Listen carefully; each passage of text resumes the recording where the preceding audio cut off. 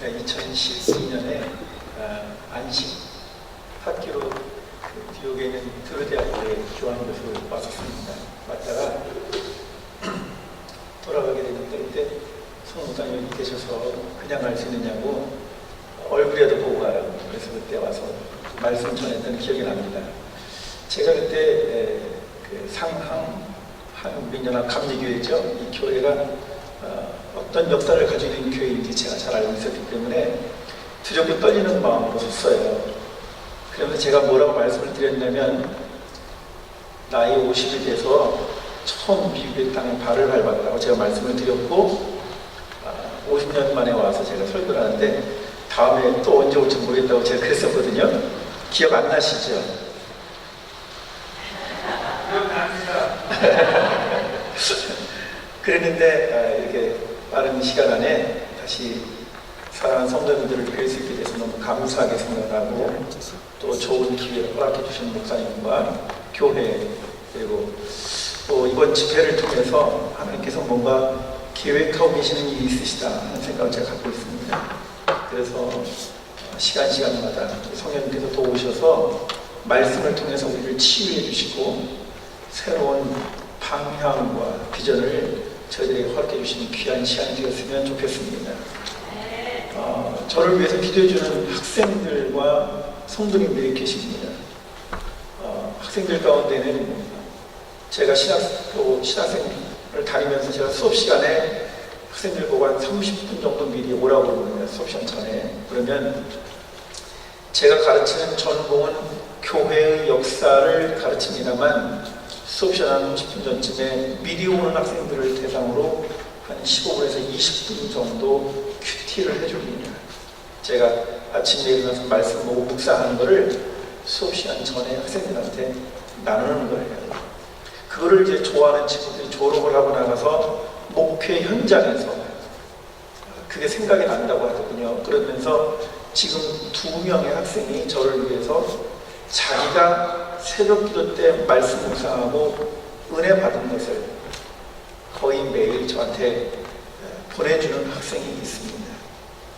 이번에 제가 달라스에서 열리는 평신도 지도자 대회에 갔다가 이제 이 샌프란시스코 상교회에서 또 세미나를 한다고 그랬더니 저를 위해서 기도해 주면서 한 학생이 보낸 내용이 있습니다. 그 내용이 뭐냐면 하나님께서 노아의 방주를 기다리신 까닭은 노아가 방주를 다 지을 때까지 기다리신 것이 아니라 달팽이가 노아의 방주에 들어갈까지 기다리시기 위함이었다 하는 그런 내용이었습니다. 어렵지 않지요? 무슨 말인지 지금 저기를 보고 계시는 거예요? 저를 보고 계시는 거예요? 둘 다 보고 계세요? 하나님께서 비를 내리지 않고 기다리셨던 것은 노아가 방주를 다 완성할 때까지라고 저는 생각을 하고 있었는데 제 제자가 보내준 글귀에 뭐라고 되어 있냐면 하나님께서 기다리신 이유는 달팽이가 노아의 방주에 도달할 때까지 비를 내리지 않으셨다. 그런 이야기를 써서 저한테 보냈어요. 제가 어떤 생각이 들었냐면 마음 깊이 회개를 했습니다. 저는 생각하기를 성경이라고 하는 것은 특정한 사람들을 위한 몫이라고 저는 생각을 했었기 때문에 당연히 동물, 짐승, 곤충은 안중에도 없었죠. 제 마음에. 무슨 말인지 아시겠습니까? 저는 그냥 하나님의 사람들을 위해서 하나님께서 하시는 일이라고만 생각을 해왔지 달팽이를 기다리실 거라고는 생각해 본 적이 없었단 말이에요. 그런데 제자가 보내준 그 문구 한마디가 저한테 깊이 각인되었습니다. 그러면서 바로 달팽이가 무엇을 의미하는 것입니까? 여러분 분명히 성경에 보시면 하나님께서 좋은 선한 동물들은 7쌍씩 그렇지 못한 것은 2쌍씩 이렇게 다 불렀으니 분명히 달팽이가 지금 존재하는 것은 그때 노아의 방주에 승선했기 때문에 그랬을 것입니다. 그런데 잘 아시는 것처럼 달팽이가 하나님의 사자가 시켜서 얼른 노아의 방주로 올라가라 그렇게 이야기를 듣고 얼마나 땀을 흘려가면서 그렇게 부지런히 노아의 방주를 향해서 이동했겠습니까? 그런데 말이죠, 조금 지나니까 자기보다 늦게 출발했던 짐승들이 쏜살같이 달려가는 거예요. 그리고 심지어 뱀도 자기를 비웃듯이 옆으로 지나가는데 달팽이는 이런 의심과 주저함이 생겼을 겁니다. 아유, 나 이런 속도로 가다가는 방주의 문이 닫히면 어떡하지? 그런 생각이 들었을지도 몰라요. 그런데 말입니다, 어쨌든 달팽이가 생존한 것으로 미루어보아 노아의 방주에 도달하는 것이지요. 제가 무엇을 말씀드리고 싶으냐, 저는 여러분들 앞에 내세울 만한 것이 별로 없는 사람입니다. 뭐 말씀이 탁월한 사람도 아니고 놀라운 학문적 업적을 이룬 사람도 아닙니다. 어쩌면 송 목사님이랑 친분한 이유 때문에 여기 왔는지도 몰라요. 무슨 말인지 아시겠습니까? 그러니 저에 대한 배경이나 제가 무슨 뭐 특별한 것이 있을 거라고 생각하는 건 다 잊어주십시오. 저하고 주일까지 5번 이래나 저래나 5번 말씀을 함께 나눠야 될 텐데, 이 시간만큼은 우리가 입고 있는 모든 껍데기 옷을 벗어버리고 하나님께서 우리를 부르신 약속이 있으시다면 그 부르신 약속에 합당하게 우리에게 성취시키시길 원하시는 그분만 바라보며 말씀을 통해서 은혜 받는 시간이 되었으면 좋겠습니다. 말씀을 들을 적에 머리로 듣지 마십시오. 가슴으로 들으셔야만 합니다. 독일 경건주의자들은 사람이 이 머리에서 가슴으로 가는 길이 가장 먼 길이라고 가르쳐 주었어요. 그래서 그들은 다음과 같은 모토를 가지고 있었습니다. Vom Kopf zum Herzen. 다시 말하면 머리에서 가슴으로 가는데 거리는 짧잖아요, 그렇죠? 잠깐 고개만 숙이면 갈 수 있는, 도달할 수 있는 것이지만 사람의 마음이 움직이기까지는 너무나 오랜 시간이 걸립니다. 여러분, 이성적으로 받아들이시기 전에 여러분의 마음을 여셔야만 하나님의 음성이 들려오기 시작합니다. 그런 마음으로 오늘 첫 번째 시간 말씀을 듣도록 하겠습니다. 그리고 말씀을 듣기 전에 먼저 기도하시겠습니다. 참으로 좋으신 아버지 하나님, 무척 기다렸던 비가 내린다고 해서 한편으로는 감사하고 또 우리들에게 풍요로움을 가져다주는 비인 줄로 믿고 감사함을 드립니다. 그런데 이 비 때문에 와야 했을 분들이 오지 못했다면 참 안타깝습니다. 오는 도중에 어려움이 생겼다면 그것 또한 속상한 일입니다. 하나님, 우리는 어떠한 환경과 처지 가운데 살아가든지 주님의 뜻을 먼저 바라볼 수 있도록 도와주시옵소서. 이번에 귀한 강좌를 열 수 있도록 인도해 주신 분도 하나님이신 줄로 믿습니다.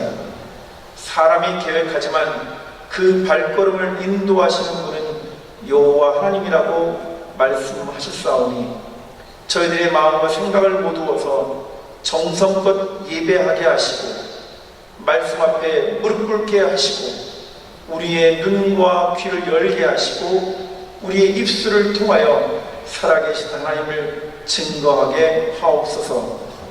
첫 번째 시간부터 마지막 시간에 이르기까지 빠지지 않는 믿음 허락하여 주시옵시고 경청하고 듣는 가운데 우리 심령의 변화가 있게 해 주셔서 우리의 삶이 달라지게 하시고 하늘을 향한 우리의 소망이 더욱더 견고하게 하여 주옵소서.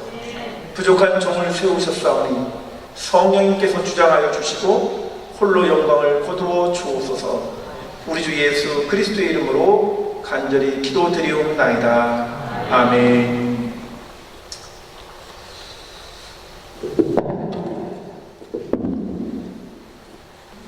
제가 무선 마이크가 있으면 그것을 이용하도록 하겠습니다.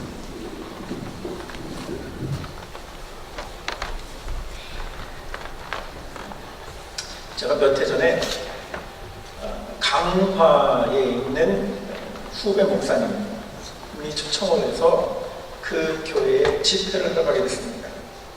집회를 하다가 깜짝 놀랐어요. 강화 읍내도 아니고요. 강화 읍내에서 버스를 타고 한 20분 정도 들어가야 하는 그저 그냥 아주 평범한 시골 교회입니다. 강화라고 하는 것은 인천역에 붙어 있어서 지금 한국이 올해 선교 130주년이 되는 해인데, 그래서 일찍부터 복음을 받아들이고 그 다음에 강화 안에만 우리 감리교회가 대략 120여 개 교회가 있습니다. 인정하죠? 그래서 한국에 있는 감리교 목사님들의 상당수 목사님들이 바로 이 강화를 다 거쳐간 분들이 참 많습니다. 그러다 보니 교회는 오래되었고요, 교인들은 연로하시고, 시골 교회니까 요즘 점점 젊은이들이 줄어들기 시작해서 교회 목사님들마다 많이 어려워하고 계십니다. 앞으로 10년 후에 교회가 어떻게 변할까? 교회가 계속해서 생존할 수 있을까? 뭐 이런 문제를 가지고 고민들을 많이 하시는데, 그런 고민을 하는 교회에 제가 부흥회를 와달라고 해서 몇 해 전에 갔습니다. 가서 그곳에서 열심히 말씀을 전하고, 그리고는 교인들과 같이 공동 식사하고 하는 도중에 그 목사님께서 놀라운 이야기를 하셨어요. 교수님, 아무래도 젊은 사람들이 교회에 들어오기 위해서는 이곳이 시골 교회이긴 하지만 그래도 문화 사역을 하지 않으면 안 될 것 같습니다. 그래서 제가 좋은 생각이에요. 그런데 어떤 문화 사역을 하기를 원하십니까? 그랬더니 지금 한국 사회에 커피 열풍이 부는데 우리 교회도 카페를 좀 운영했으면 좋겠는데 교수님 생각은 어떠신가요? 그렇게 묻더라고요. 제가 사실 속으로는 의심이 너무 많았습니다. 가뜩이나 몇 집 건너 카페가 하나씩 새로 생겨나는데 이 시골에 누가 찾아온다고 카페를 운영할 수 있겠나? 가뜩이나 힘들고 또 일할 수 있는 사람들도 많지 않은데 괜히 커피점까지 냈다가 교회가 더 어려움을 겪게 되면 목회하는데 장애물이 되지 않을까 하는 생각이 들어서 교인들 앞에서 저한테 얘기를 하니까 제가 차마 안 돼요, 하지 마세요 라는 말을 못하고 교인들 앞에서 목사님 위신을 세워드려야 되잖아요. 그러나 내가 아 그래요? 뭐 나쁜 생각은 아닌 것 같은데 라고 했지만, 하지만 그런데 말이죠, 제 마음은 의심이 들어서요. 의심이. 그래서 제가 일단 그러고 난 다음에 집회가 잘 끝나고 돌아와서 전화를 했어요. 목사님, 내가 사실 목사님께서 문화사역하는데 하필이면 카페 한다고 해서 내 속으로는 내키지 않았다. 그런데 거기 교인들 앞에서 담임 목사가 얘기를 하는 거니까 당신 위신을 세워드리느라고 저기 보지 마시고 절 보시라고요. 괜찮으시죠? 네, 이 정도면 보이시죠? 그리고 만약에 이 정도도 안 보이시면 내일은 앞자리 가서 앉으시면 됩니다. 네. 그래서 제가 그렇게 전화를 했어요. 그런데 난 아무리 생각해도 불확실하다, 불투명하다. 괜히 그거 고생만 하고 뭐 다른 걸 생각하면 좋지, 나는 카페 하는 거는 별로라고 생각을 한다. 그랬더니 이 목사님께서 이미 벌써 그 강화에서 말이죠, 강릉까지 쫓아다니면서 커피를 다 배워오신 거예요. 교인들한테 말하기 전에 본인 스스로가 일부러 누가 전문가인지, 어디 가면 커피가 맛있는지, 어디 가면 커피를 잘 끓여낼 수 있는지를 위해서 많은 돈과 시간을 쏟아부어서 이미 잘쭉 따고요, 준비를 해놓은 상태에서 제가 와서 집회를 하는 동안에 자기는 제 설교를 들으면서 하나님께서 확신을 주셨다는 거예요. 그래서 교인들 앞에서 처음으로 내뱉는 말이지만 교수님께서 말씀하시지만 저는 이미 준비가 다 된 상태였습니다. 그렇게 말하는 거예요. 아니 이미 준비를 다 하고 한 얘기라니, 더군다나 제가 집회하는 동안에 자기는 확신은 없다고 하니 제가 더 이상 반대할 수가 없잖아요. 그렇지 않습니까? 그래서 그러면 잘 해보세요. 그리고 제가 기도할게요. 그랬어요.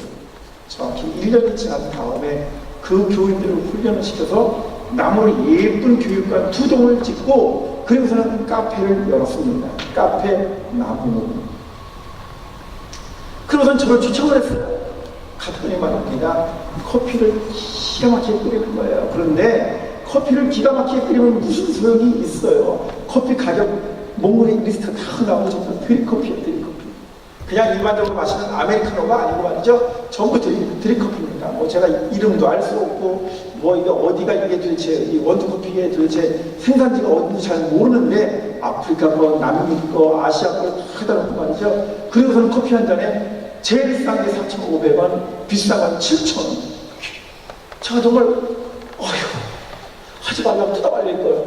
제가 너무너무 걱정이 돼서 이번에 이제 두 번째로 가서 커피를 얻어 마시면서 그 후배 목사는 너무 신나서 얘기를 하지만 저는 마음에 막 부담이 되는 거예요. 이런 비싼 커피를 얻어 먹는데 내가 이거 도대체 커피값을 제대로 해야 될 텐데, 그러면서 뭐라고 말하냐면, 근데 이 목사, 드디어 제가 이름을 밝혔네. 이 이름은 이자재익 목사, 이재익 목사. 제가 왜 그러느냐, 여러분들이 한국 오시면 저한테 연락하시면 제가 강화로 모시고 가서 기가 막힌 커피를 대접하려고 제가 말씀드리는 거예요. 다 의도가 있는 거야. 아시겠죠? 네. 궁금하시면 한번 오시라. 아시겠습니까? 그런데 이 목사가 말이죠, 커피를 계속 딱 내와서 막 자기는 신나서 얘기를 하는데 말입니다. 저는 또 마음에 안 좋은 거야. 그래서 아니 도대체 이 시골에서 자판기 커피도 안 먹는 할아버지들이, 시골 사람들은 저는 너무너무 잘 알거든요. 콜라 사이다도 잘 안 마셔요. 바카스면 최고야. 시골 사람들은. 그런 노인들한테 그냥 자판기 커피 100원, 200원, 300원짜리도 안 마시는데 커피 한 잔에 4,500원, 5,000원, 7,000원. 이게 장사가 되겠어? 이게 강화 읍내도 아니고 서울 시내 한복판도 아니야. 아무리 전문가가 된 커피라 하더라도 사람이 와야 장사가 되는 거 아니겠는가 하고 제가 따져 물었더니, 또 두 번째로 제가 갖다가 깜짝 놀라게 합니다. 첫 번째는 뭐였다 그랬죠? 제가 그거 안 하면 좋겠다 그랬더니 자기는 다 준비했다 그랬잖아요. 그렇죠? 두 번째는 뭔지 아십니까? 제가 그 얘기가 입에 딱 떨어져 나가자마자 얼굴이 탁 굳어지면서, 목사님, 저는요 시골 교인들이라고 해서, 시골 사람들이라고 해서 싸구려 커피 먹이는 그런 교회가 되고 싶지 않아요. 누구든지 우리 교회 와서 최고의 서비스를 받아가면서 가장 맛있는 커피를 그 교회 갖다 내주더라.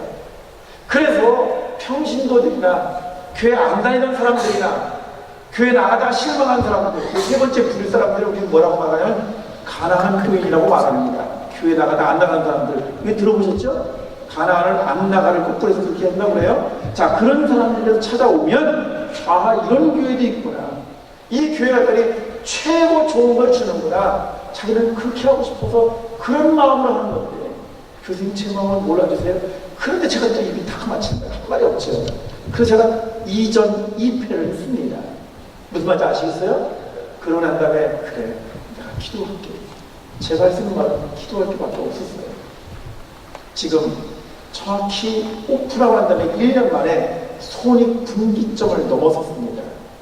어디서 소문을 들었는지 말이죠. 일산에서 강화까지 가고요. 저 분당에도 내놓으라는 카페집이 있는데, 분당에 있는 아줌마들이 강화에 커피 마시러 갑니다.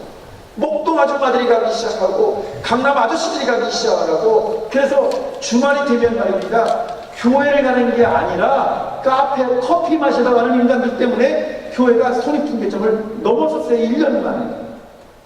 그런데 세 번째. 제가 했죠.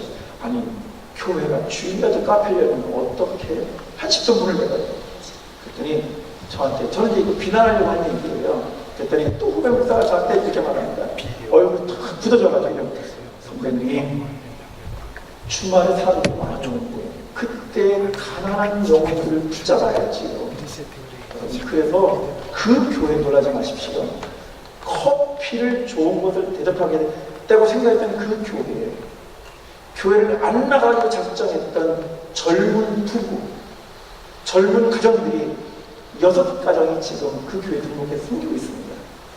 거기를 거쳐서 나는 이 교회까지 주일날 오기는 어렵습니다만 내가 신앙생활을 다시 하기로 마음을 먹었습니다. 세상에 이런 목사도 있고 세상에 이런 교회도 있군요 라는 이야기 때문에 약 20여 가정이 다시 신앙을 회복하고 자기 교회에 가서 섬긴다는 거예요. 그게 지금 정확히 3년 동안에 이루어진 일입니다. 여러분, 한 가정 변화시키기 쉽지 않아요. 요즘에 한국 교회가 점점 정체되었고 줄어드는 것이 대부분인데 말이죠. 그 시골 교회, 노인들 다 합쳐서 7, 80명 모인 애들까지 그 교회에서 20가정을 교회를 회복을 시켜놓고 6가정이 먼 데서 주일이면 그곳에 들어온다는 사실은 여러분 간단한 문제가 아닙니다.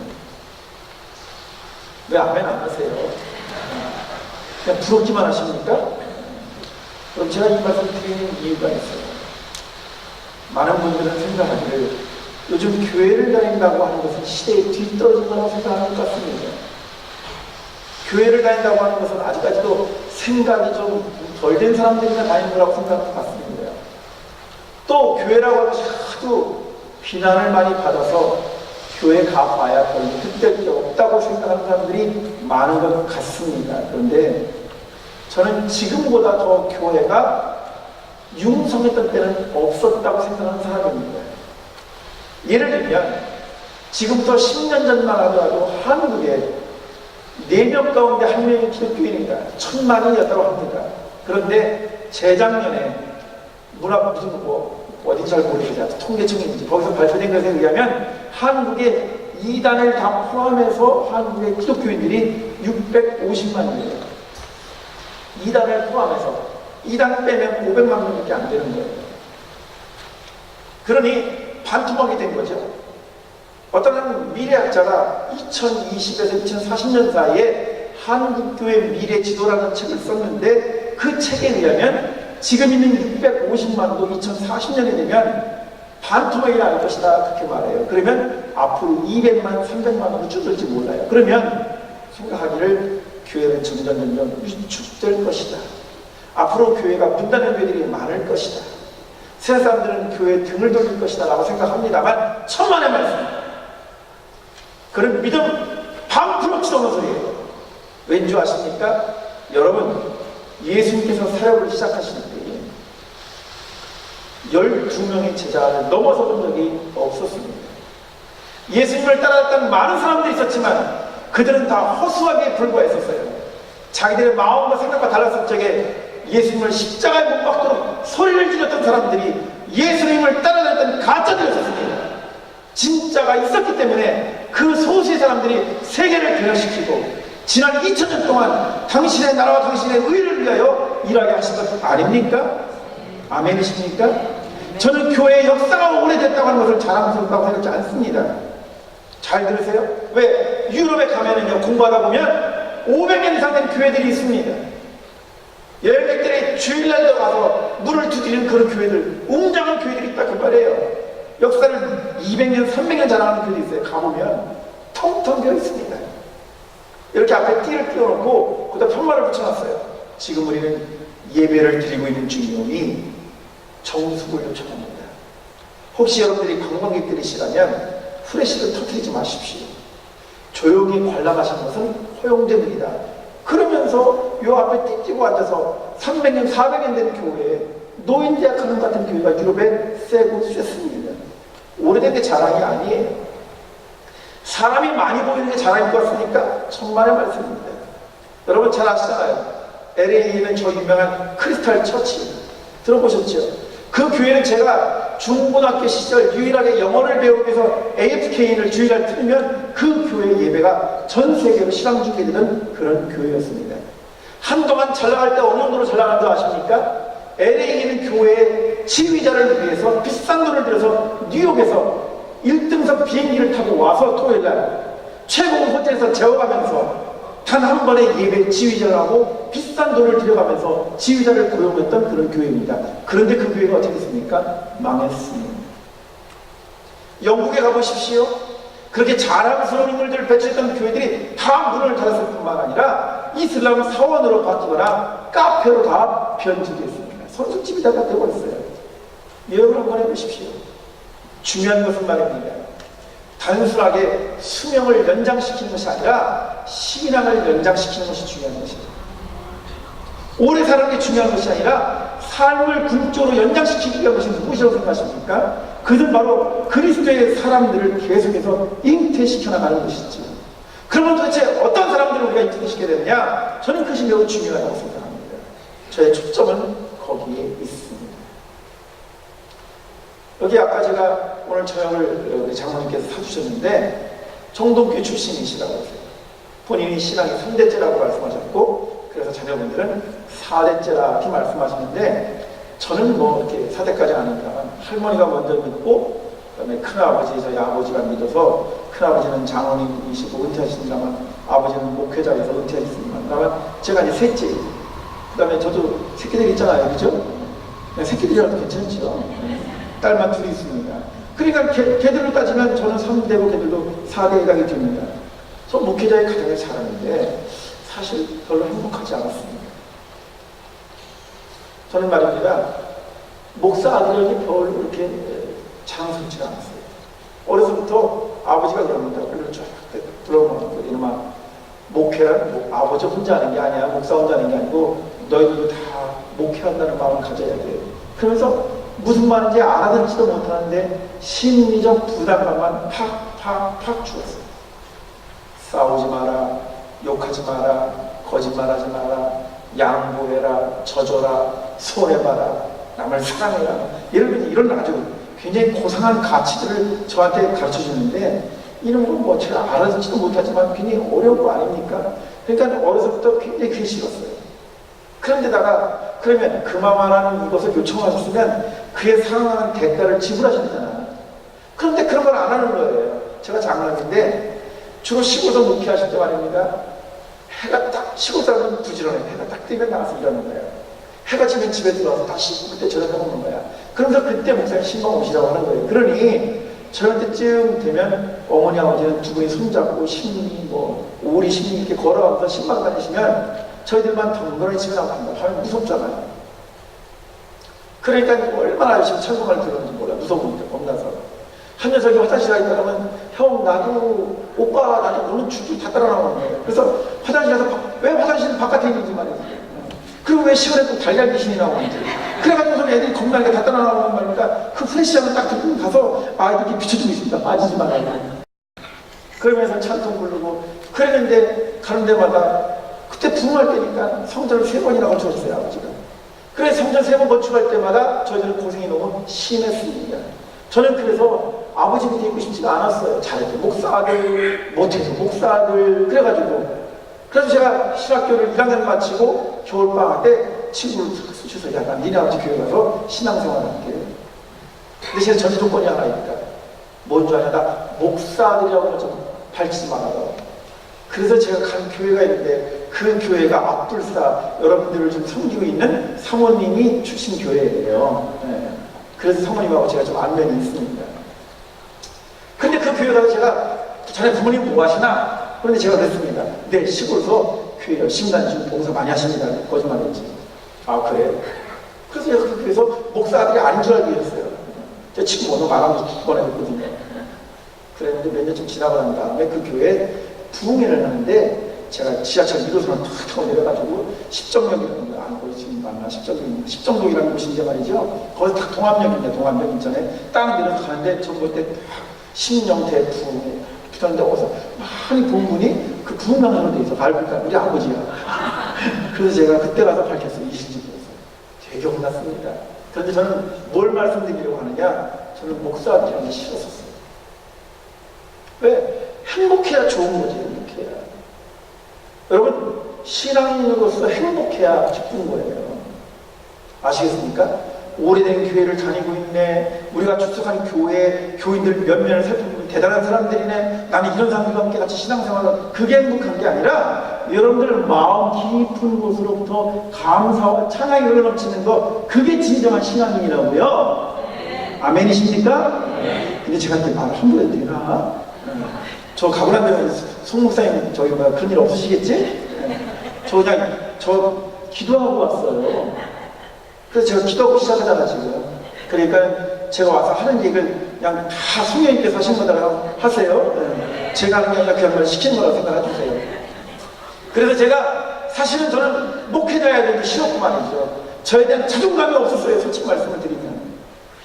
학교에 가면 열심히 공부를 해서 이 이제 공부 잘한다. 선생님한테 칭찬도 받고 뭐 남들한테 나쁜 짓을 안 하니까 애당 좋고 자기 주장도 잘 없어요. 지금 자기 주장은 안 해요.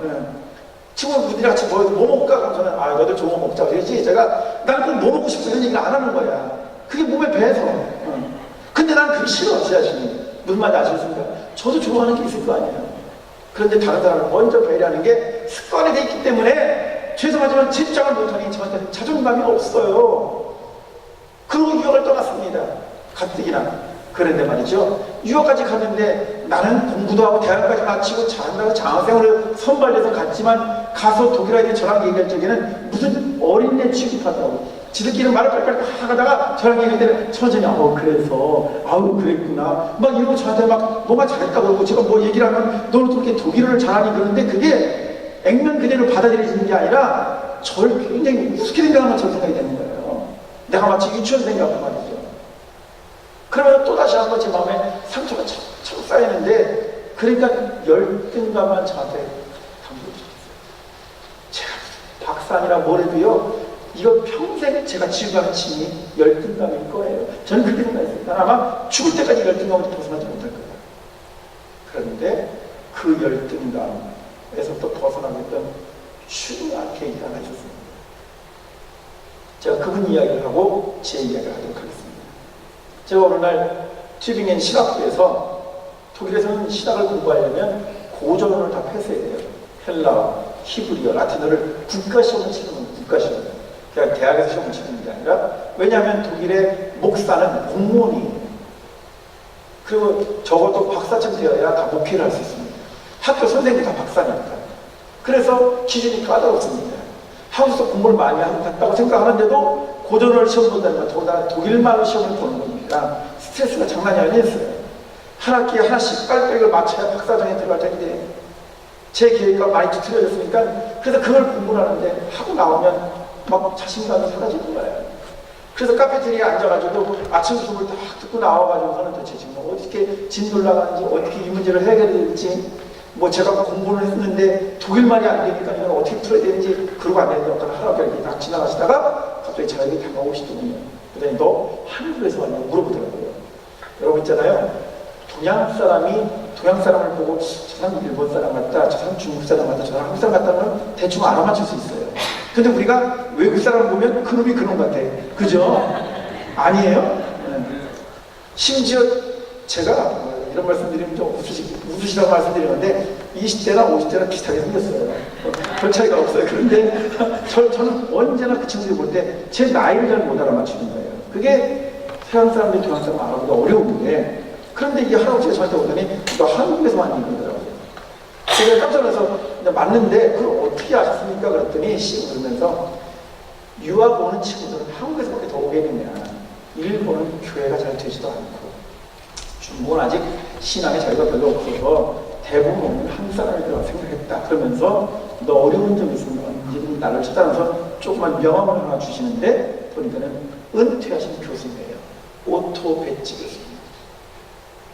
그래서 제가 용기를 내서 이게 좋은 기회인데 내가 독일 와서 개인적으로 성경 찾아가려고 쉽지 않을 텐데 이렇게 먼저 다가와 주시는 분이 계시니까 이런 분하고 내가 관계를 맺어야지. 그래서 며칠쯤 지난 다음에 전화를 제가 직접 했어요.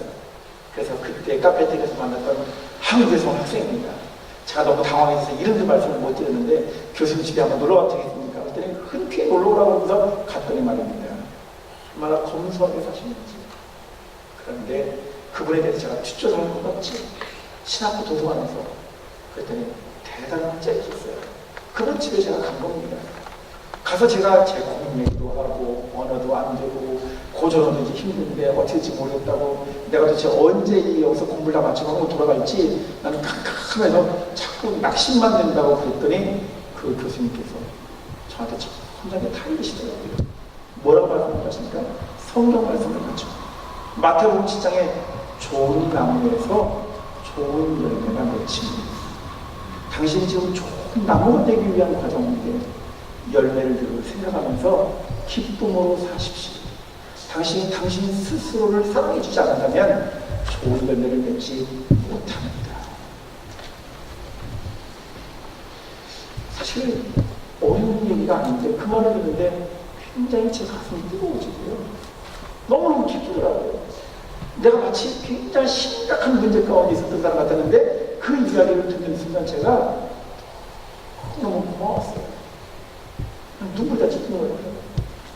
사모님이 아침에 컴퓨터 끓여오고 빵 그렇게 많이 부어서 갖다 주시면서 힘내라고. 한국 사람들 많이 오는데 다 당신처럼 힘들어하다가 빨리 잘 맞추라고 좋은 선생님들 되더라고. 그러면서 격려해 주시는데 그게 저한테 힘이 됐어요. 그때 저한테 중요한 말이 뭐였는지 아십니까? 당신이 당신 자신을 인정하고 사랑하는 거였어요. 아멘이십니까? 아멘. 여러분, 저는 목회자 가족에 태어났다고 했잖아요. 그렇죠? 그러니 설령 부모님을 교인들한테 뺏기긴 했으나 시간적으로 뺏기고 뭐 제 옆에 같이 계실 시간이 없으니까 뺏기긴 했으나 세상에 어떤 부모가 자식을 놓고 기도하지 않겠습니까? 그렇죠? 그러니 분명히 많은 기도를 하셨을 거라고 저는 생각을 해요. 그런데 제가 그걸 못 느끼고 있었던 것이지요. 여러분, 우리는 자꾸 눈에 보이는 것만 가지고 사람들을 판단하려고 하지만 신앙을 가지고 있다고 하는 것은 바로 무엇이냐면 우리 저 이면에 있는 것도 바라보는 것이야말로 진정한 신앙인이잖아요. 맞습니까? 그렇다면 여러분, 신앙은 이걸 드셔야 돼요. 오늘 본문에 뭐라고 되어 있습니까? 저희는 짧은 구절 2구절밖에 읽지 않았어요. 고린도전서 6장 19절 20절 말씀 한번 같이 읽을까요? 같이 읽겠습니다. 다 찾으셨죠? 네, 자, 같이 읽겠습니다. 시작. 잠깐만요. 자, 고린도전서 6장 19절로 20절 말씀 다 찾으셨습니까? 자, 읽겠습니다. 시작.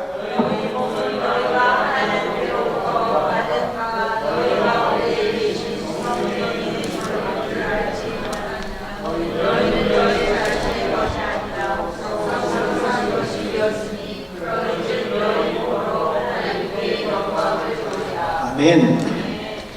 여러분, 이 말씀을 읽을 때요, 중요한 게 있냐면 너희 것이 아니다라고 하는 말이었어요. 넌 내게 아니야 라고 하는 말. 여러분, 원래 현대인들은 말이죠, 자기를 위해서 땀을 흘립니다. 자기를 위해서 애를 쓴다고 해요. 자기를 위해서 정성을 들이고 자기를 위해서 충성스럽게 일하고 자기를 위해서 한국 TV는요, 잘 먹고 잘 사는 거, 어떻게 하면 얼굴도 뜯어고치고 어떻게 하면 몸도 고쳐가지고 다른 사람의 근사하게 보일 것인가.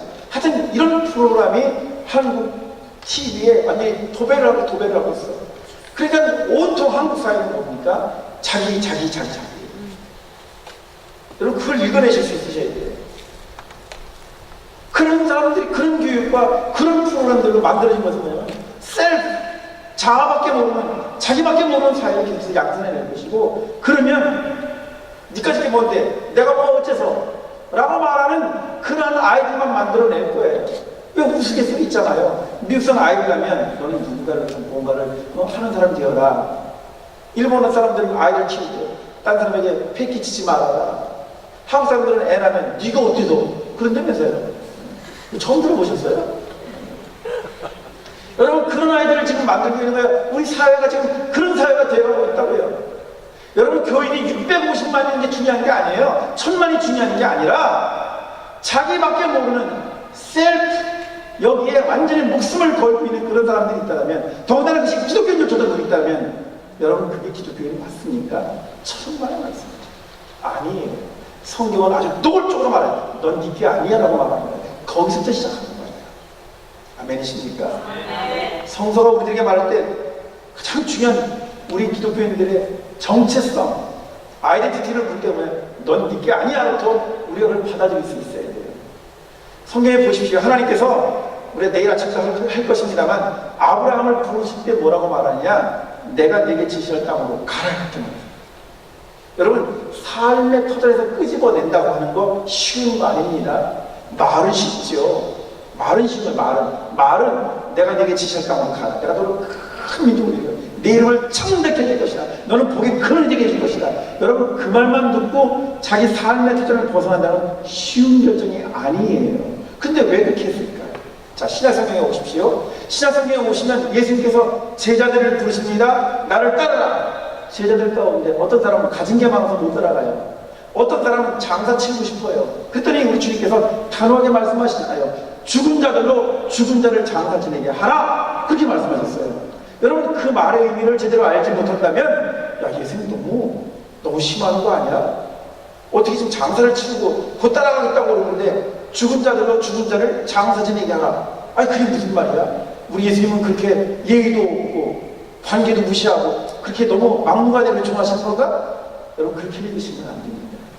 죽은 자들로 죽은 자들을 장사 지내게 하라는 말은 무슨 말이냐? 죽은 자들이라는 것은 뭐냐면 이 세상에 매몰되어 있는 사람들을 말하는 겁니다. 삶이라고 하는 것을 이 세상이라고 하는 틀 아래 갇혀 있는 사람들, 저 영원한 세계를 바라보지 못하는 사람들, 그런 사람들만이 죽은 자들, 다시 말하면 뭡니까? 시체를 관리하라 이거예요. 그런데 너희들이 만일 진정한 생명을 누리려고는 나를 따르라. 단호하게 나를 따르라는 겁니다. 성경은 철저하게 우리가 누리고 있는 모든 기득권으로부터 출발해야 된다고 하는 거예요. 그런데 이 기득권을 붙잡으려고 하는 게 뭡니까? 셀프죠. 내가 어떤 사람인데, 내가 누군데, 내가 어떻게 있는 것인데, 여기에 집착하고 여기에 붙잡혀 있는 사람들은 절대로 떠나지 못하는 거예요. 그런 사람들이 만약 교회에 들어와 있으면 죄송한 얘기입니다만 이름은 교인이지만 하나님의 사람은 아니라 그런 거예요. 사도 바울이 어떤 사람이었습니까? 사도 바울 감은 좋은 사람이었어요. 사도 바울 정통 유대인이었습니다. 난지 8일 만에 할례를 받았습니다. 사도 바울 어떤 사람이었죠? 배움이 뛰어난 사람이었습니다. 가말리엘 문화생이었잖아요. 오늘날까지는 서울대학, 하버대학 나온 사람이에요. 또 그뿐입니까? 바울이 어떤 사람이에요? 바울이 어떤 사람이에요? 자기 열심에 아주 그냥 의로웠던 사람이었습니다. 나는 율법에 흠이 없는 자로라. 그렇게 말했잖아요. 그러니까 보세요. 혈통 좋아. 정통 유대인이야. 머리가 뛰어난 사람이었죠. 거기다가 열정을 가진 사람이었습니다. 뭐가 부족하죠? 그뿐만이 아니에요. 그 사람은 나중에 보면 로마의 시민권을 가지고 있었기 때문에 유대인들한테 죽임을 당하지 않고 로마로 끌려가서 재판을 받고 죽은 사람입니다. 사도 바울이. 그러면 당시에 로마의 시민권을 가지려면 더군다나 로마 사람이 아닌 이가 로마의 시민권을 가지려면 이게 필요한 거예요. 그래서 오늘 학자들의 얘기를 같으면 노동자들이 2년 동안 벌어서 한 푼도 안 쓰고 가지고 있어야만 살 수 있는 것이 로마의 시민권입니다. 그런데 그가 어렸을 때 로마의 시민권을 획득한 것으로 보아 집안적으로도 부유하고 넉넉했던 것 같습니다. 뭐가 아쉬워요? 네? 그런데 다윗을 세상에서 예수 그리스도를 만나는 거예요. 예수 그리스도를 만나고 난 다음에 그의 삶은 완전히 바뀌었지.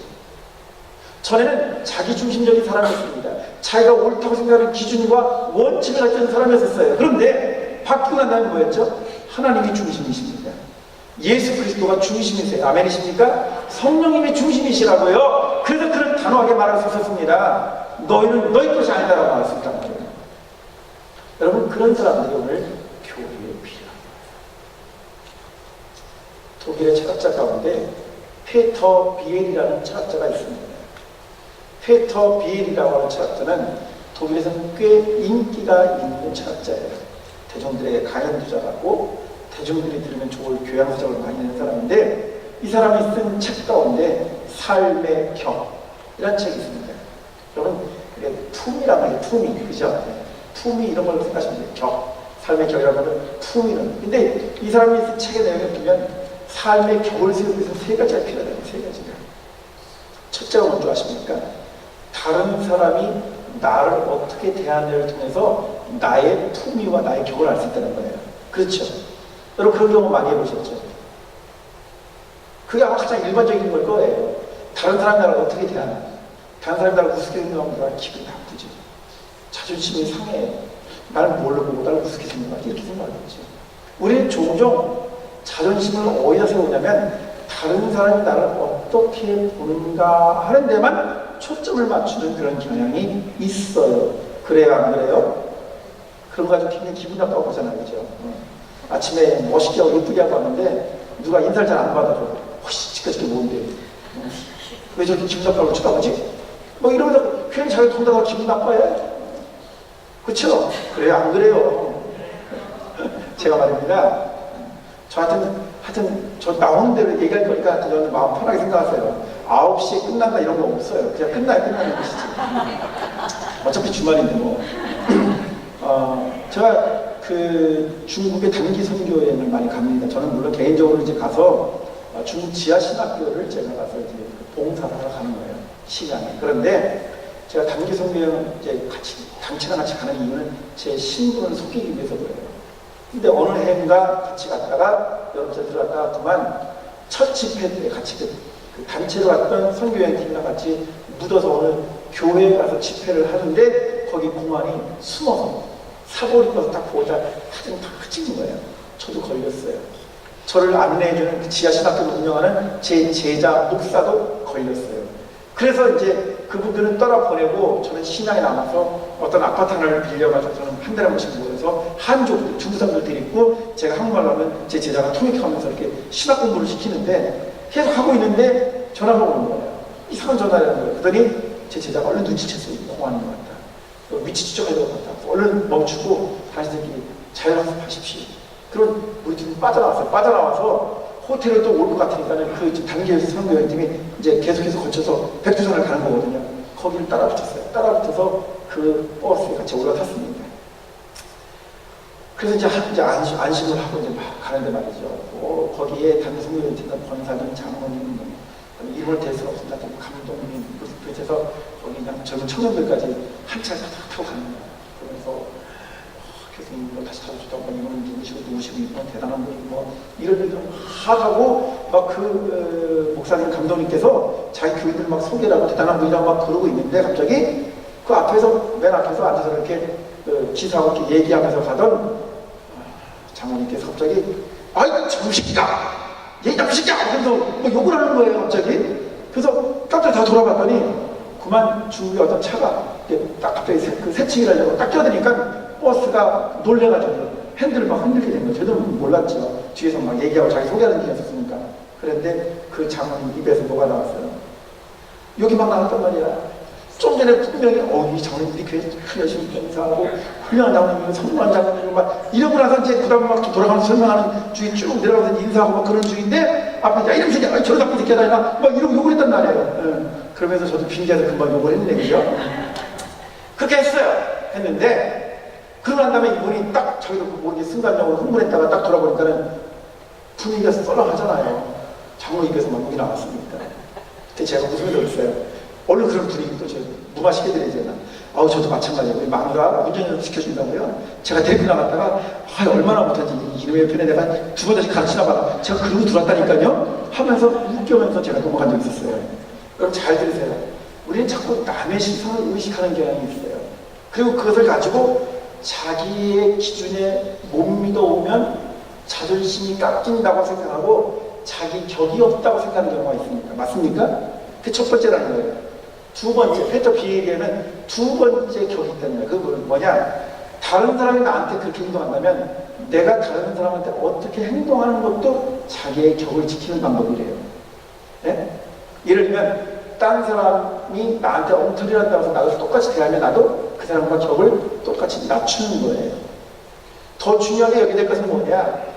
다른 사람이 나한테 있을 때 내가 기분이 좋아지고 나빠진 것이 있다면 그렇다면 나 역시 마찬가지로 다른 사람을 대할 때 그 사람을 귀하게 여기고 그 사람을 존중하고 그 사람을 이해하고 하려고 하는 그러한 태도가 굉장히 자기의 기분을 높여주는 거예요.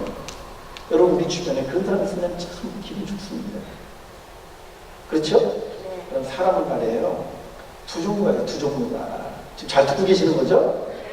지금 9시 넘어서 끝난다니까 지금 긴장하시고 불안해하시는 분이 한 분 정도 계세요. 한 분 정도. 그러니까 누가 말씀 안 드리는데 혹시 오늘 이러고 내일 오지 않을지도 몰라. 이렇게 염려하시는 분이 딱 한 분 계시는데 아마 송우일 것 같아요. 근데 아마 목사님이지 않을까 생각하는데 걱정하지 마세요.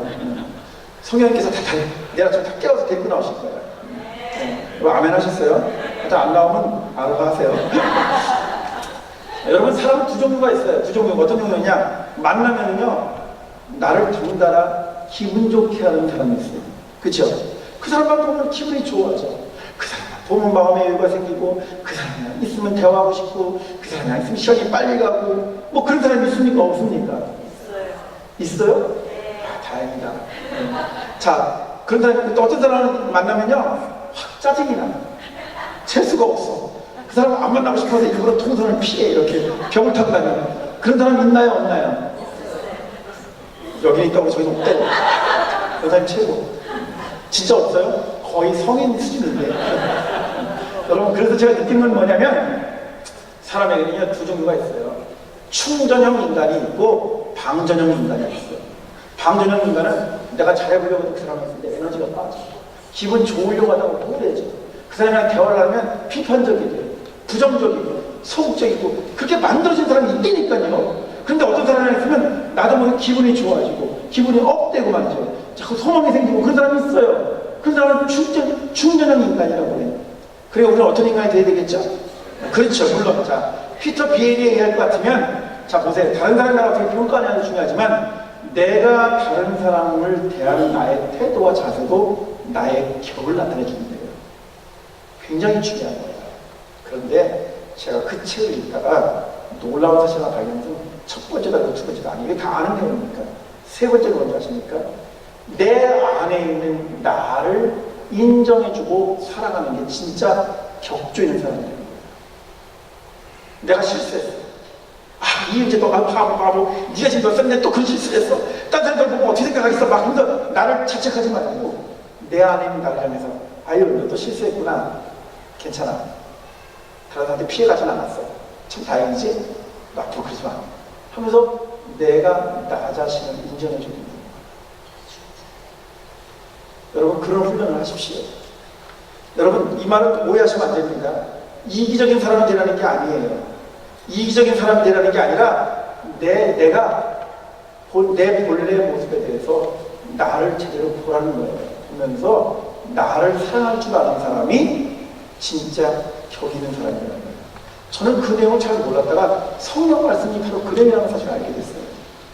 하나님께서 우리를 향해서 너는 내 것이 아니다라고 말했을 때 그 말은 무엇을 의미하는 것입니까? 하나님 책임져 준다는 얘기예요. 하나님이 나를 책임져 주시는데 내가 나를 어떻게 판단하다는 그것처럼 어리석은 사람이 없지요. 아멘이십니까? 아니 하나님 나를 책임져 주신다는데요. 내가 날 가지고 뭐라 그래? 내가 날 가지고 열등감이 있어 보여. 내가 날 가지고 교만했어 보여. 내가 날 가지고 오만했어 보여.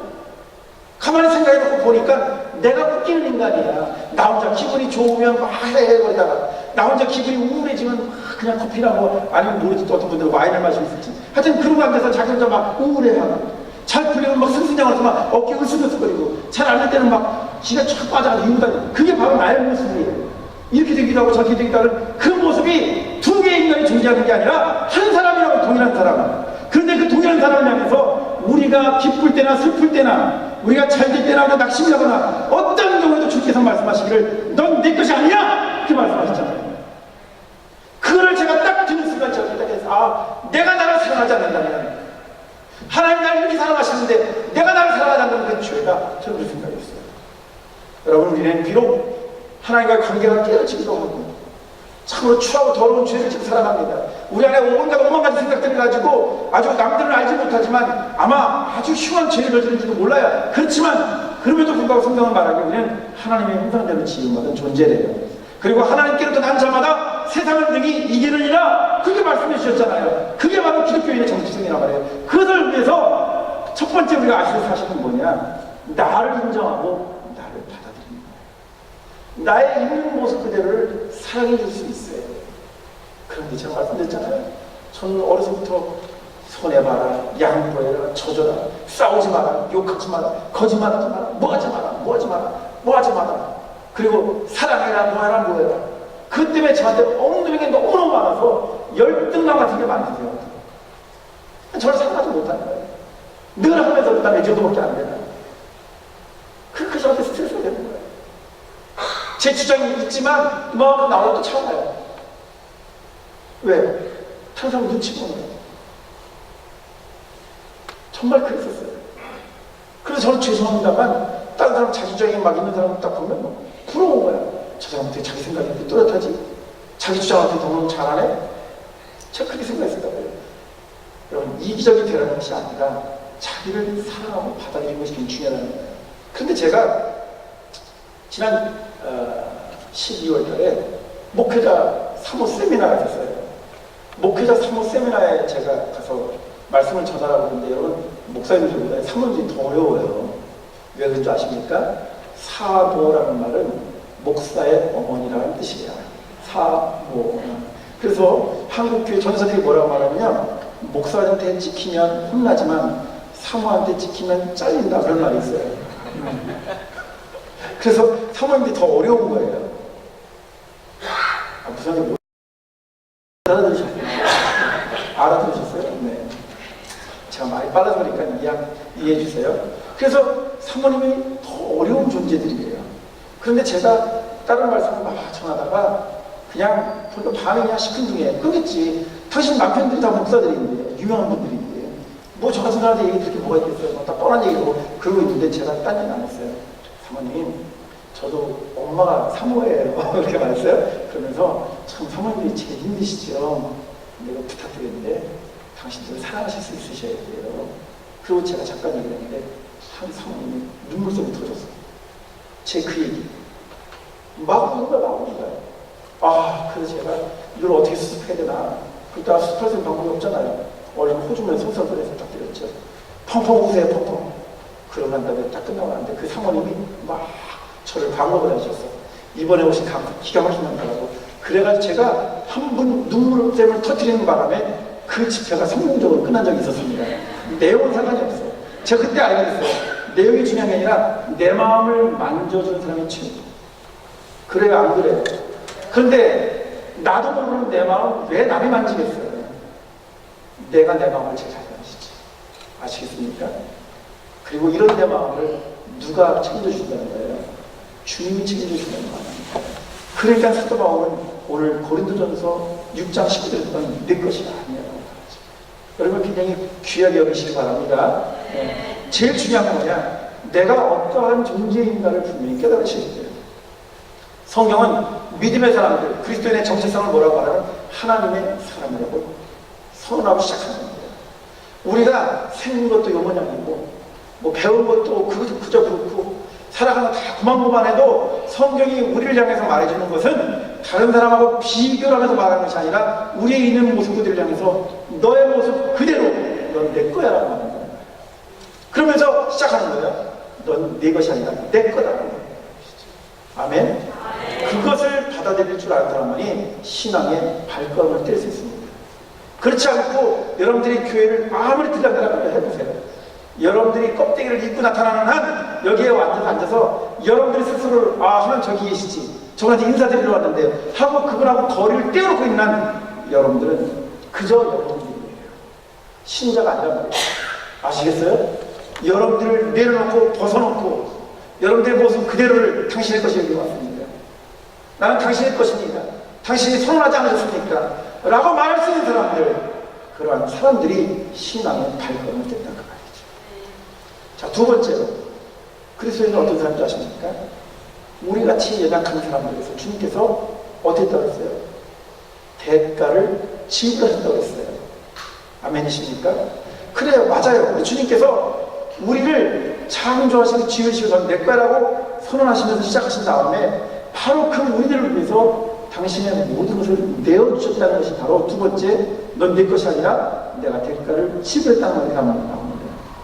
여러분, 대가를 지불했다는 말, 밥 한 끼를 먹기 위해서 나를 사랑하고 나의 건강을 위해서 우리가 대가를 지불하지. 내가 사람답게 살기 위해서 일터에서 열심히 일하고 다른 사람들이 칭찬받고 싶어 합니다. 맞아요. 우리도 다 그런 삶을 살아가요. 그런데 말이죠, 우리도 우리의 삶이 거저가 아니라 분명히 대가를 지불하고 살아가고 있다고 생각해요. 그렇기 때문에 그걸 가지고 우리 자부심을 갖기도 하고, 그것 때문에 우리가 상처를 받기도 하고, 그것 때문에 다른 사람과의 관계를 맺는 가운데서 어려움도 생기고 그런 것 같아요. 자, 그런데 하나님께서 우리를 당신의 것이라고 선언해 주신 다음에 어떻게 하셨느냐? 대가를 지불하셨는데 그 대가는 우리가 비교할 수 있는 것이 아닙니다. 왜? 목숨, 생명을 주셨기 때문에 그런 거예요. 여러분, 만일 첫 번째 말씀드렸던 것처럼 넌 내 것이 아니야, 이 말에 별로 위로가 안 된다면 두 번째 말에는 여러분 위로를 받으십시오. 하나님이 나를 사랑하실 때 어떻게 사랑하셨느냐? 당신의 아들을 내어주시기까지, 원수되었던 우리들을 당신의 아들을 내어주시기까지 사랑해 주셨다는 거예요. 그래서 이 남하라는 목사님은 책 제목이 뭔지 아십니까? 예수님 짤이 있었어요. 우리가 얼마짜리라고요? 예수님 짤이에요. 책 제목이 멋있죠. 그래서 그 책이, 이남하 목사님의 그 책이 한동안 선풍적인 인기를 끌었던 적이 있었습니다. 이남하 목사님, 아주 오래된 책이에요. 여러분, 어쨌든 자, 두 번째 우리의 중요한 사실은 뭐냐면 우리는 내 것이 아니라 그분의 것이라고 선언해 주셨고요. 한 번 더 나가서 나를 위해서 값을 지불하실 때 당신의 모든 것을 내어주셨다 하는 것입니다. 여기에 중요한 관건이 하나 있어요. 모든 것을 내어줬다고 하는 것은 생명을 위해서 생명을 바친다는 거예요. 저는 엄마야말로 이 세상에 가장 필요한 거예요. 엄마. 왜? 모든 엄마는, 저는 모든 여자라고 말하지 않았어요. 오해하지 마세요.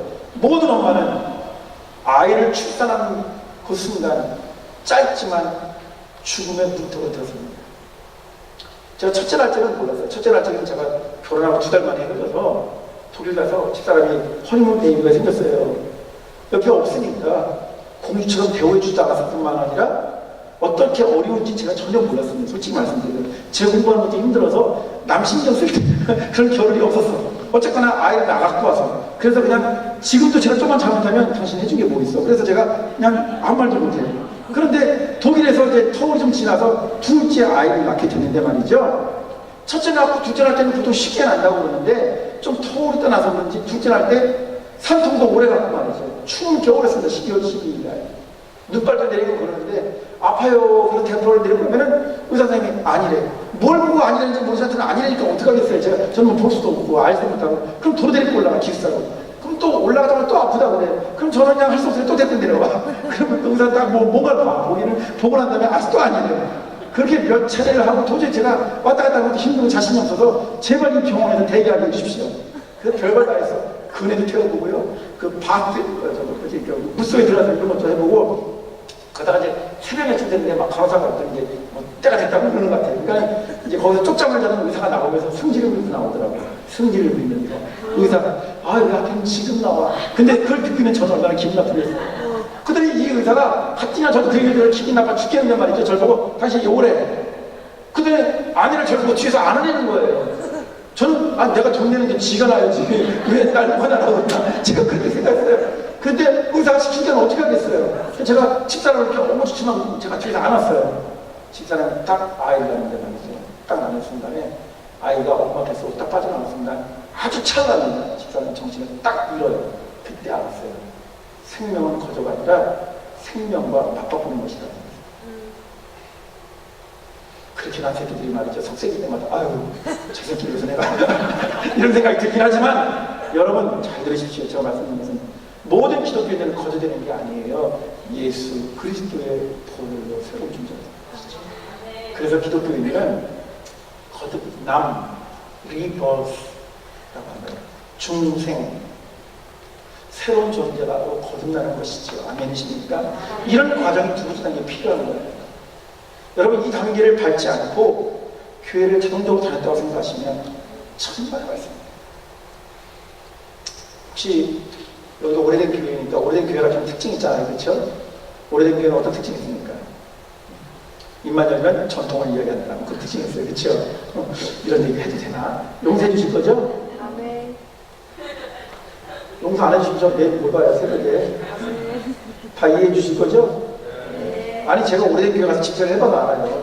그런 교회는 우리 교회가 뭐 장로가 4대째 꼭 하신 분들이 계세요. 우리 장로님 말씀드린 거 아니에요. 제가 원주에 있는 어떤 교회에 집회를 갔거든요. 거기도 그런 장로가 있었어요. 제가 왕십리교회도 굉장히 넘은 교회인데 거기도 4대째 장로가 계세요. 그러니까 그거는 프라이드가 대단한 거예요. 이 교회는 우리 아버지 때부터 지킨 거예요. 이런 저는 그게 나쁘다고 생각하지 않아요. 다만 그것이 나를 표현해 주는 건 아니라는 거예요. 여러분 믿음의 좋은 유산을 가진 것은 감사하고 행복한 일이지만 그것이 지금의 나의 신앙의 모습을 과거와 지금을 대신해 주지는 못한다는 것이죠. 아멘이십니까? 제가 그걸 말씀드리고 싶습니다. 자 어쨌든 여러분 신앙생활 한다고 해서 오래 교회를 다녔느냐 어떤 직분을 가졌냐가 중요한 것이 아니라 우리가 거듭남이라고 하는 것을 분명히 인식해야 되는 것입니다. 그래서 나의 옛사람, 나의 자아를 벗어버리고 예수 그리스도와 함께 죽고 예수 그리스도와 함께 다시 살아가는 신생의 삶, 거듭남의 삶, 나로 죽고 주님이 내 안에 사시는 그런 삶이 필요하다고 하는 것이죠. 그럴 적에 내 안에서 감사와 찬양이 흘러넘치게 되어 있어요. 아시겠습니까? 우리 학생 하나가 신학교에 있다 보면요, 신학교 들어온 애들이 다양해요. 요즘에는 옛날처럼 좋은 목사가 되겠습니다. 그래서 이렇게 들어오는 사람들이 적고요. 요즘에는 선교사가 되겠다. 아니면 찬양 사역자가 되겠다. 그 다음에 요즘에 애들도 솔직합니다. 자기는 가고 싶지 않은데 아버지가 가래서 뭐 이런 하여튼 별의별 경우들이 참 많아요. 그런데 저한테 기억에 남는 학생 하나가 있습니다. 이 친구는 딱 들었는데 면접을 하는데부터 얼굴이 별로 안 좋아. 성적은 괜찮아요. 다른 애들보다. 그래서 너는 여기 왜 신학교에 왜 왔니? 무슨 비전과 무슨 목표를 가지고 있니? 그랬더니 인상도장 딱 찍어서 딱 뭐라 그러면 아직은 아무 계획이 없습니다. 하나님께서 언제 가르쳐 주시겠죠. 보통 19살짜리가 그렇게 말하면 그거는 둘 중에 하나예요. 아무 생각이 없거나 바보이거나 뭐가 특별하거나 거나. 그쵸? 둘 중에 하나겠지. 근데 딱 받아들이는 순간 저는 바보같이 나네요. 근데 자기 비전을 발견하지 못한 거예요. 다른 애들은요 공부도 못하는데 어떻게 하냐. 주님께서 저를 이렇게 불러주셨어요. 뭐 성경 체험을 했는데 저는 꼭 이 길 가야만 해요. 이렇게 얘기를 하는데 이놈은 그렇게 얘기를 안 하는 거예요. 근데 제가 대학교 1학년 때는 재수업을 안 했지만 2학년 때는 필수 과목으로 거의 재수업을 들어야만 해요. 그때도 만났어요. 그래서 제가 그랬죠. 넌 신학교 왜 왔니? 그랬더니 아직도 모르겠어요. 그 희한한 놈이더라고요. 아직도 모르겠대. 그래서 제가 딱 얘기했죠. 뭘 몰라? 그랬더니 제가 왜 여기 왔는지, 제가 앞으로 뭘 해야 될지 저는 솔직히 저는 모르겠어요. 그렇지만 수업은 괜찮아요. 들을 수 있는 게 많고 학생들도 친절해서 좋아요. 제가 걔를 가만두면 안 되겠더라고요. 그래서 불렀죠. 나중에 내 방에 와서 편장하자. 맞습니다. 앉혀놓고 야 너가 모른다고 말하는 건 네가 깨달아야만 그 길을 가겠다는 거냐? 그랬더니 그래야 되는 거 아닌가요? 아니 네가 깨닫거나 네가 순종해서만 가는 게 아니라 성경 자세히 읽어봐. 하나님께서 억지로 시키는 경우도 있어. 내가 여기 왔다면 제일 먼저 깨달아야 할 사실은 너를 위해서 하나님께서 또 계획을 가지고 계시다는 것을 빨리 발견하려고 노력해야 돼. 시간이 지나면 언젠가 알게 되겠지라고 하야말로 가장 무책임하다고 생각한다. 내가 개인적으로 정직하다고 생각하긴 하는데 그게 전부는 아니야. 분명히 너를 불러오시는 뜻인데 내가 그것을 굳이 나는 그렇게 생각하지 않는데요 라고 피해버리지는 몰라. 그리고 제가 얘기를 나누기 시작했습니다. 그러고 난 다음에 돌려보냈어요. 한 달쯤 지난 다음에 그 친구가 제 방에 와서 커피를 줬더니 교수님 말씀이 맞아요. 사실은 저희 외가 쪽으로 전부 다 목회자들이에요. 외가 쪽으로. 근데 아버지가 신앙생활을 조금 등한했어요. 하시는 사업 비즈니스가 잘 되니까. 근데 문제는 뭐냐.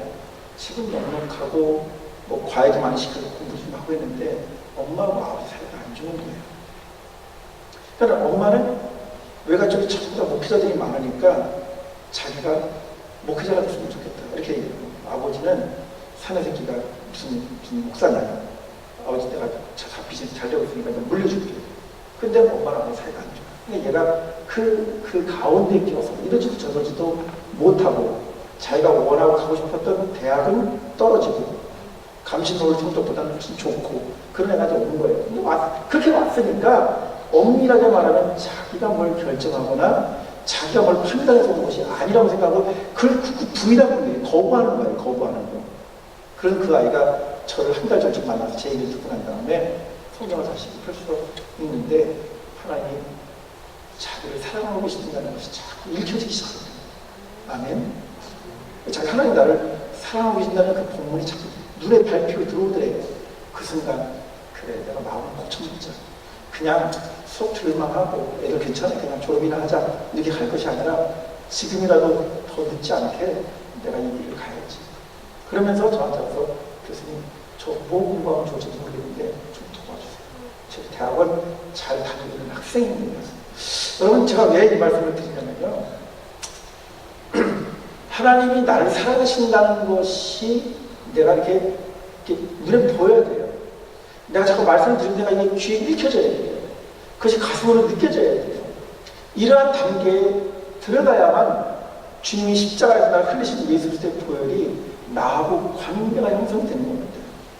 여러분 이것을 갖다가 그냥 뭐 부활절 때 한 번, 아니면 특수한 무슨 뭐 집회 때 한 번, 그때 듣는 것을만 우리가 그때 만족한다면 여러분 우리는 똑같은 삶을 살아갑니다. 이러면 다시 말해 근처만 배회하는 신앙인이 되는 거예요.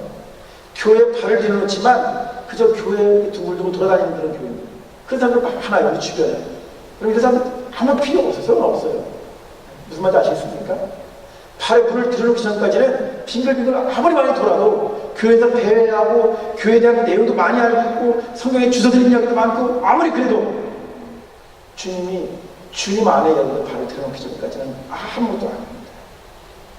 그 근사하고 허울 좋고 우아하고 교양이 있다 하더라도 예수 그리스도의 보혈이 여러분들한테 그분이 여러분들을 적셔주지 않으면 아무 소용이 없는 거예요. 사도 바울은 그것을 깨달았던 것이지. 넌 내 것이 아니라 너를 내가 값을 지불했다는 사실을 분명히 깨닫고 있었어요. 아멘이십니까?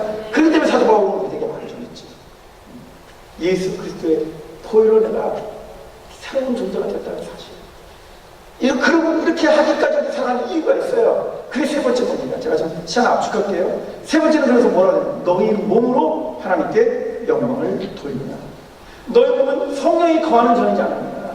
너희 몸은 성령이 거하는 전이지 않느냐. 그러니 너희 몸으로 하나님께 영광을 돌려드렸어요. 여기 사용된 단어, 몸이라는 단어가 참 중요합니다. 몸은요, 이 껍데기 살을 말하지는 않아요. 살덩어리. 이건 살이라고 하는 살덩어리. 헬라어로는 뭐 사락스라고 말해요.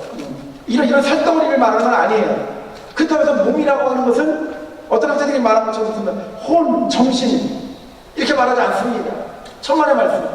이 껍데기가 우리 몸뚱아리를 위해서 필요해서 존재하는 거죠.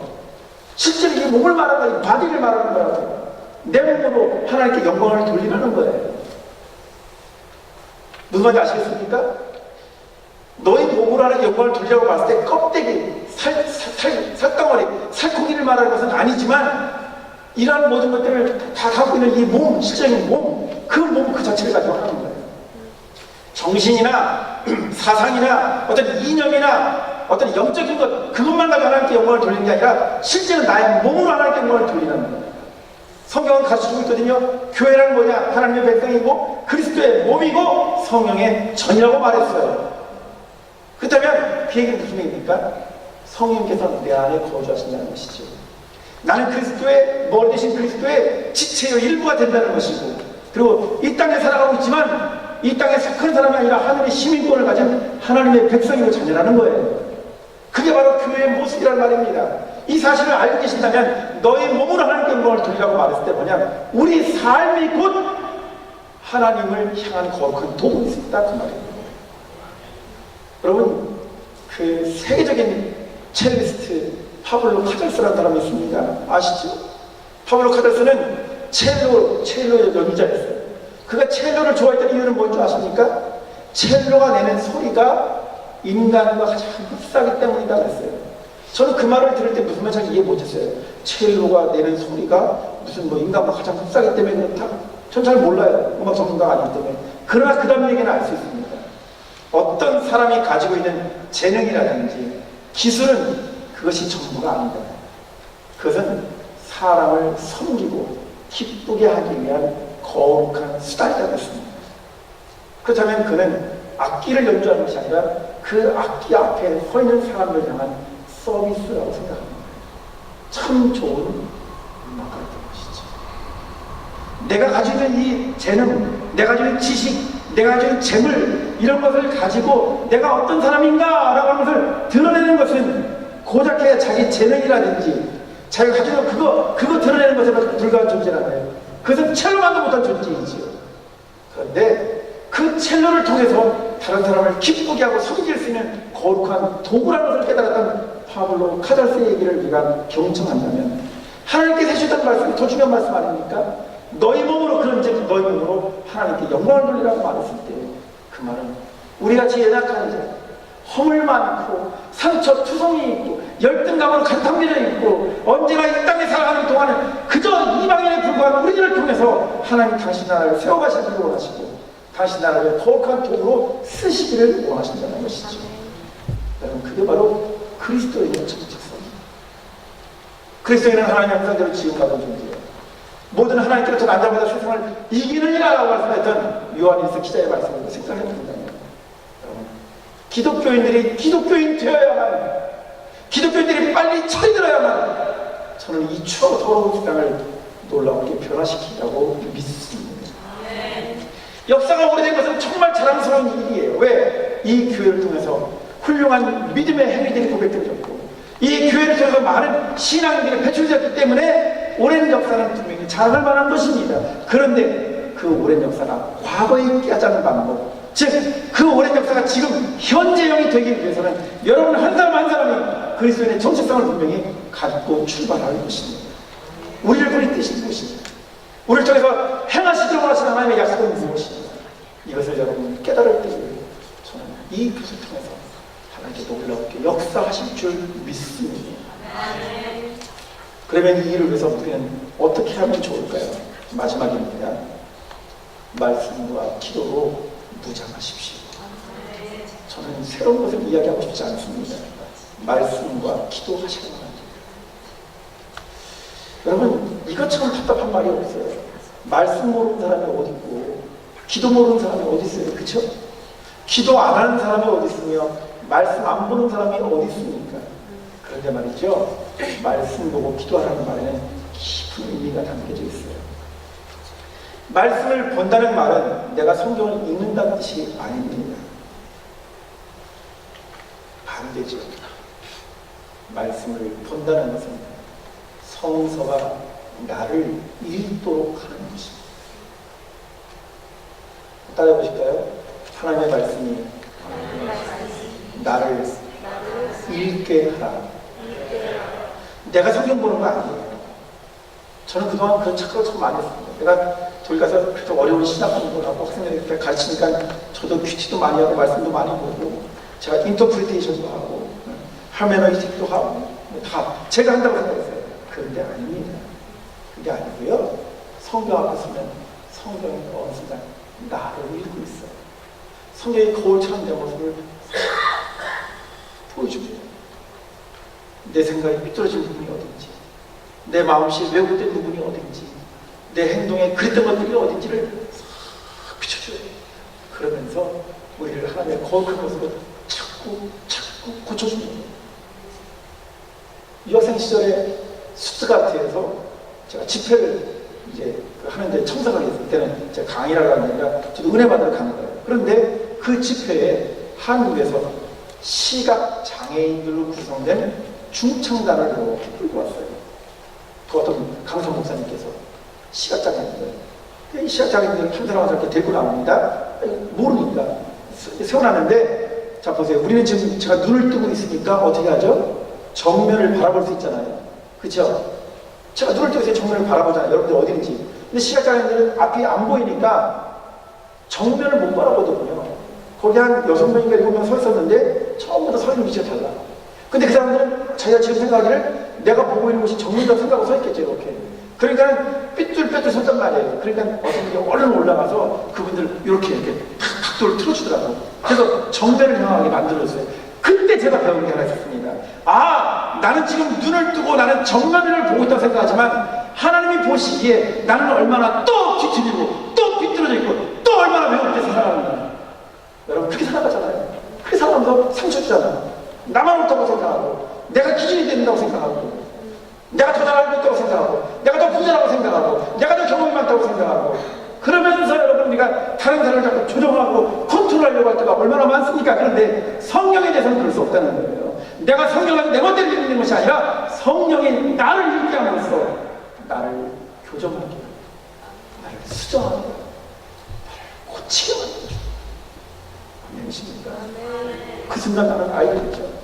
내가 얼마나 연약한 존재이고 내가 얼마나 상처 입은 존재이고 내가 얼마나 허물이 많은 존재인가를 발견하게 됩니다. 그러면서 그런 그 거울 같은 하나님의 말씀을 나를 살펴보면서 내가 정말 살펴보는 거예요. 아, 그랬더니 내가 저기도 문제가 있어. 그 거울을 들고 내 교회를 살펴봤더니 내 교회도 문제가 많아. 그 거울을 들고 내가 살아가는 이 세계와 이 세상을 바라보니까 거기도 많은 문제점이 있어. 그때 뭐 하는 줄 아십니까? 무릎을 꿇고 기도합니다. 기도는 그냥 막 입만 열면 막 쏟아내는 것이 기도가 아니라 바로 말씀을 보고서 그 말씀 때문에 뒤틀리고 비틀리고 왜곡되고 잘못되고 상처되고 이런 모든 것들이 보이기 시작하는 순간 내 마음에 애통함이 생겨서 하나님 이걸 그냥 두고 갈 수가 없잖아요. 내가 분명히 깨닫게 되면 내가 그것을 고치고 내가 뉘우치고 회개하듯이 내가 말씀을 보고 그 말씀을 가지고 내 이웃과 내 사랑하는 사람들과 내가 몸담고 있는 교회와 내 가정과 내 직장과 이런 모든 것들을 쭉 살펴보아서 거기에 무엇인가 문제가 있고 아픔이 있다는 것을 내가 먼저 깨닫게 되는 사람이 먼저 물는 거예요. 너 다시 기도 좀 해! 다시 교회 기도 생활 엉터리야! 이렇게 말하는 것이 아니라 먼저 그들을 보는 사람이 기도하는 거예요. 아멘이십니까? 상한 한국민연합 감독님은 말씀과 기도로 붙잡는 교회가 되었으면 좋겠습니다. 왜 하면서요 적어요? 어떻게 끝나려고 그래? 지금 다시 시작할 거야 지금. 아멘이시죠? 우리가 저는 오늘 첫 번째 시간에 기독교의 정체성에 대한 말씀을 드렸는데 저는 여러분 무슨 어렵거나 새로운 얘기하는 거 하나도 없습니다. 성경 말씀에 분명히 왔습니다. 사도 바울은 원래 그랬던 사람, 성화에서는 모든 기준을 갖추던 사람. 그런데 그가 다메스크에서 예수 그리스도를 만납니다. 그 다음에 앞을 볼 수가 없었어요. 하나님의 세상을 나타나서 그를 다시 눈꺼풀을 벗겨주었습니다. 새로운 세계가 그 앞에 열리게 되는 것이지요. 그러고 난 다음에 그가 우리에게 고백하고 가르쳐주는 것이 있습니다. 나는 죽고 주님이 내 안에 사는 것입니다. 나로 죽고 내 안에 주님이 살아계시다는 그 일을 위해서 깨닫게 되는 세 가지가 있는데 내가 하나님의 문화대로 지음받은 하나님의 백성이라는 겁니다. 그러니 하나님께서 창조주가 되시니 나를 지켜주시지. 넌 네게 아니라 넌 내 거야 라고 말씀하십니다. 그러면서 당신의 것을 향해서 아낌없이 모든 것을 나눠주셨습니다. 생명을 얻기 위해서 생명을 나눠주신 예수 그리스도, 내가 너를 위하여 대가를 지불했다고 말씀하셨습니다. 그리고 마지막으로 뭐라고 하셨죠? 이제 새로운 생명을 부여받아 우리의 삶의 궁극적인 기준, 가치, 원칙, 목표를 무엇이냐? 우리의 온 몸과 마음과 정성을 들여 살아계신 하나님께 영광을 돌리기 위한 것입니다. 나처럼 연약하고, 나처럼 나이가 먹고, 나처럼 부족하고, 나처럼 모자라고, 상처로 똘똘 뭉쳐있고 이런 모든 것조차도 하나님께서 나를 다 받아주십니다. 내 몸으로 나의 영과 나에게 영광을 돌려라. 그렇게 우리를 초청해 주신다는 것이죠. 그러한 이들이 이 자리에 있기를 간절히 소원합니다. 그리고 그런 사람들이 여기 와서 겸손히 말씀 보고 겸손히 기도하고 그런 사람들을 보면서 또 오고 또 오고 또 오는 새로운 세대들이 여기 와서 여러분들의 뒷자리에 앉아있기를 원합니다. 여러분들의 다음 세대를 이어가기를 원합니다. 여러분들의 다음 교회를 책임져가고 그렇게 세워지는 교회, 그렇게 이어지는 교회, 그런 교회가 상황이 합리가 되기를 간절히 소원합니다. 이제 앞으로 남은 시간 동안에 그런 문제를 놓고 우리가 해결할 것이 어떤 것이 있는지 하나님의 말씀을 가지고 하나하나 더 살펴보기를 간절히 원합니다. 기도하시겠습니다. 사랑과 은혜가 충만하신 아버지 하나님, 오늘 많은 비가 내렸습니다. 바람이 세차게 불었습니다. 그런데도 우리 마음에 기쁨이 있는 것은 꼭 와야만 했던 단비였기 때문에 감사합니다. 바람이 불어서 꽃씨가 흩날려서 멀리 퍼져나갈 수 있다면, 그래서 가을에도 풍성한 수확을 이룰 수 있다는 것을 우리가 알고 있다면, 하나님 우리가 이렇게 믿음 안에서 마음이 넓어지게 하시고 또 우리가 새로운 존재로 날마다 거듭나기 위해서 이번 집회가 준비된 줄로 믿습니다. 아버지 하나님, 시간마다 지켜 인도하여 주시고 하나님께서 우리에게 허락해 주시기를 원하는 그 말씀 가운데 저희들이 집중하게 하여 주시고 각 사람에게 꼭 필요한 말씀으로 은혜 충만, 성령 충만케 하여 주옵소서. 오늘 예배를 마치고 다시 밤길 달려 집으로 돌아가야 될 때 그 발걸음 동행하여 주시옵소서. 주님이 기쁨이 되어 주시기를 간절히 소원합니다. 우리 주 예수 그리스도의 이름으로 간절히 기도드렸습니다. 아멘.